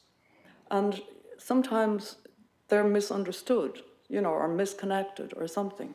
And what's very important for us is that this wall would have some grandeur, be it modest, and that it does represent the presence of Christ's College onto the lane.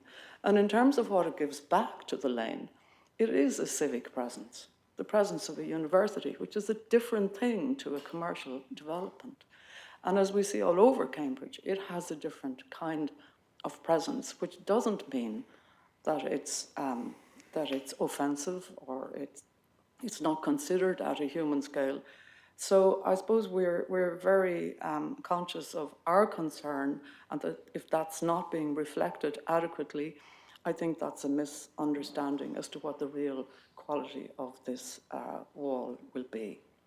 So I would say that we will be taking much of what has been discussed this morning, we will be taking that on board in our detailed design, because we believe a lot in the refinement and the sophistication that can happen between this stage and the detailed design stage, which is so, so important. Okay, thank you. I'm conscious of time, so if you could be very quick, and then I think, unless there are councillors that want to raise or ask any other kind of questions or issues, we'll then proceed to summing up. Okay. Just very quickly, we're referring to the difference in heights from section AA. So it's the same section that you showed, that we've showed. The height of the proposed building is higher than the parapet of Bradwell's Court. So there's no misunderstanding or difference. We're using the same diagram, and there's a higher height on that side. But Professor, even in your answer, you're changing things. You're comparing the total height of our building with the I'm just saying parapet. it's of section. your- No, I'm really No, sorry. it's just- Through it's just the section chair, AA. please. Yeah. My answer is section AA, look at their own drawings, that's all I'm referring to. I'm not saying anything subjective here. And the other thing is just the canyon-like effect we're talking about refers to the entire height, not detailing that as at the next stage. So we're just repeating what our ask is. Thank you. Okay, thank you. I mean, these are matters of fact, and I'm sure when the application is kind of presented, the officer can present all the necessary dimensions in order to adequately describe the application. Right, are there any councillors who've got any other questions or statements that they wish to make? Doesn't seem that way. Okay, we'll move to the summing up point. So I'll turn to the applicants. You've got 5 minutes, please. Thank you, Michael. Thank you, Chair. I think it's been a very interesting day. I have 2 big points for my summing up. One councillor observed that canyon has been mentioned a lot. May I point out this has been mentioned only by the petitioners. Christ College hotly disputes that there is any canyon effect.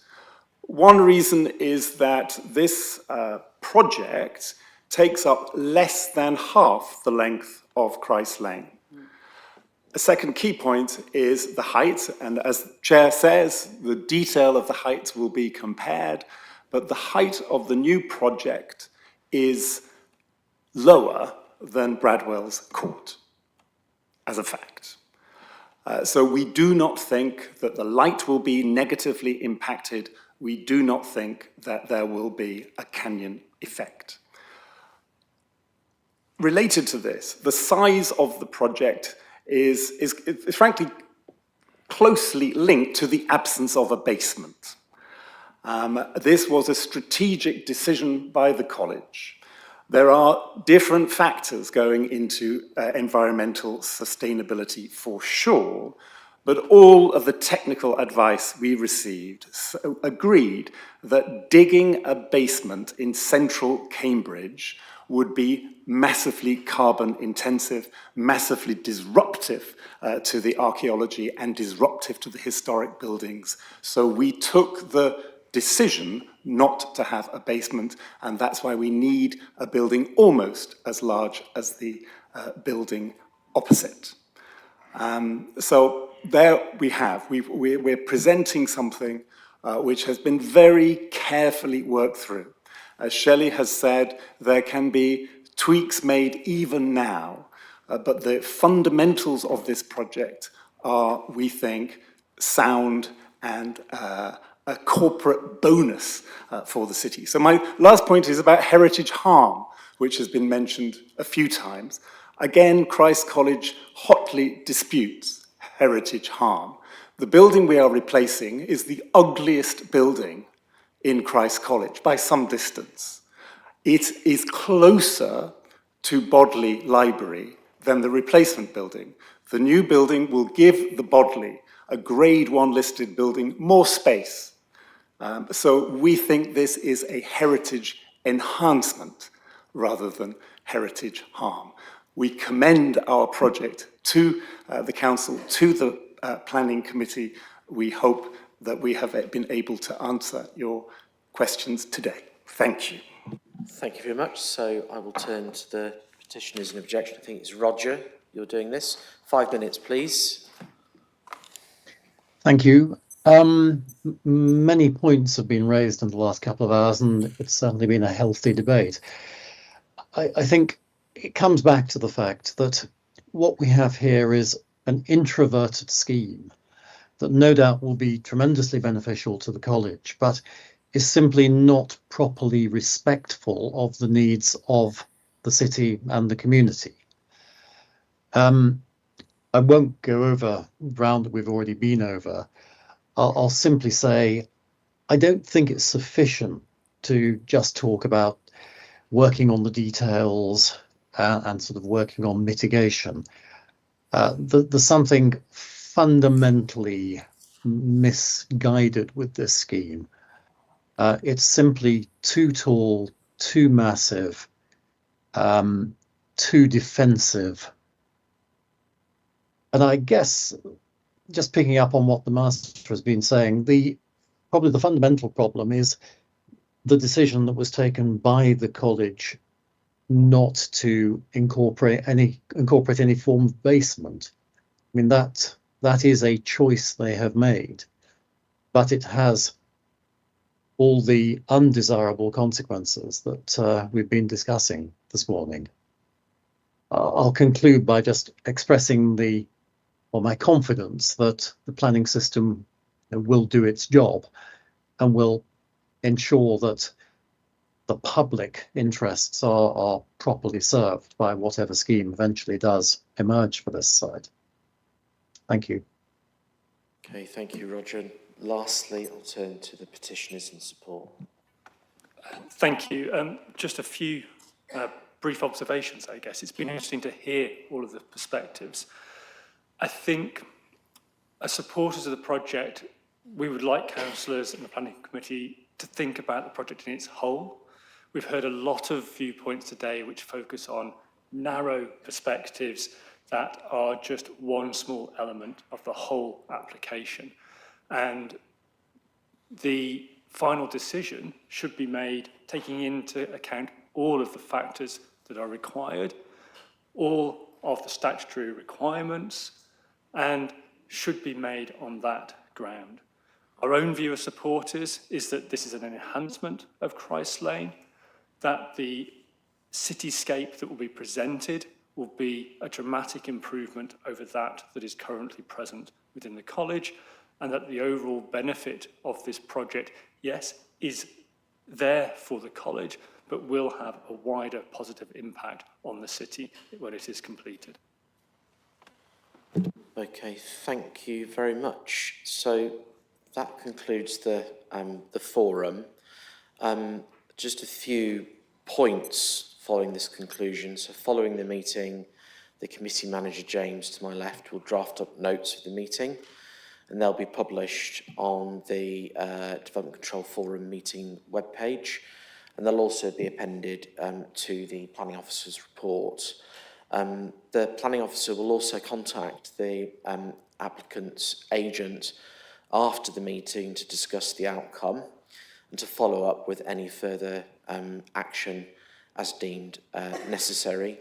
The applicant will be encouraged to keep in direct contact with the petitioners and to seek their views on any proposed amendments that do come forward.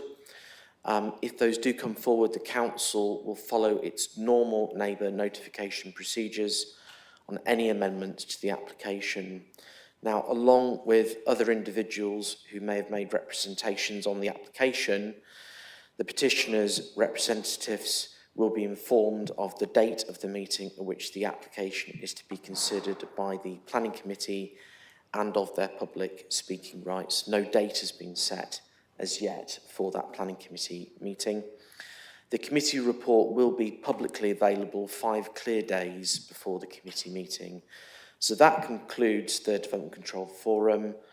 Thank you again for all attending. It's been a really productive session, and could we please end the live stream?